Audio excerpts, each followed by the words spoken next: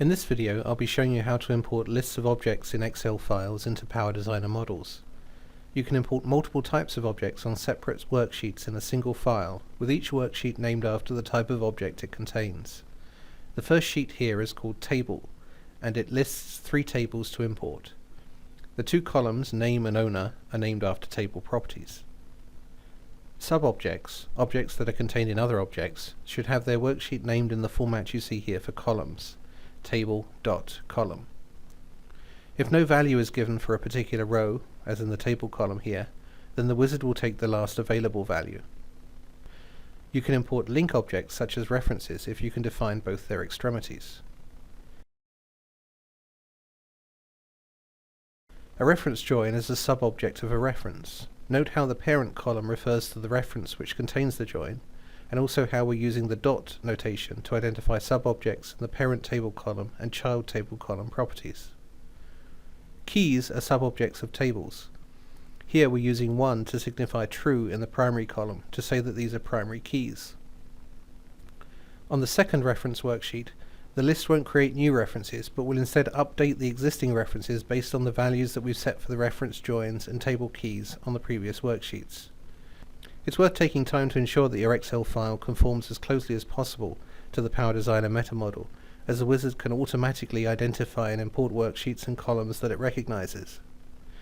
Now switching over to PowerDesigner, you can either import your objects into an existing model, for which you'll need to attach the Excel import extension file, or, as I'm going to do here, create a new model. I select File, Import, Excel File, and the New Model dialog opens. I select to create a physical data model targeting an AS Enterprise database and then click OK. Once the empty model is created, the Excel import wizard opens. First I'm going to set some import options. I select the Auto Map option to instruct PowerDesigner to automatically import objects and properties based on my worksheet and column names without further intervention by me. If I didn't select this option, the wizard would still suggest matches, but I'd need to confirm each one.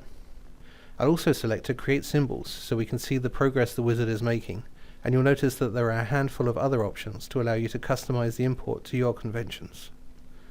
I click OK to return to the wizard, and then click the Select File tool to navigate to my Excel file.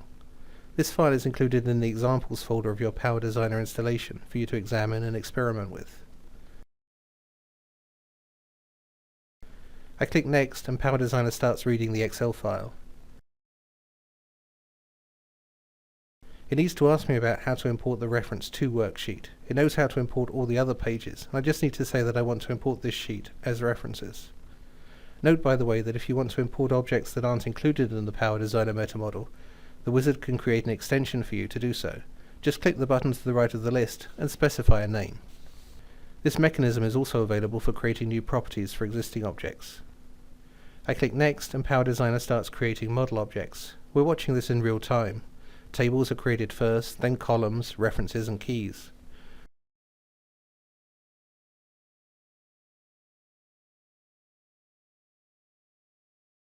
We can review the objects created in the browser.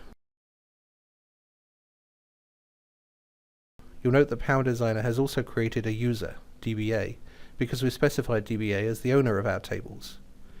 PowerDesigner has also created an Excel import object, which holds the details of your import. You can right-click this object to re-import the file, or change some of your options or mappings. For more information about using the Excel import, see the Core Features guide.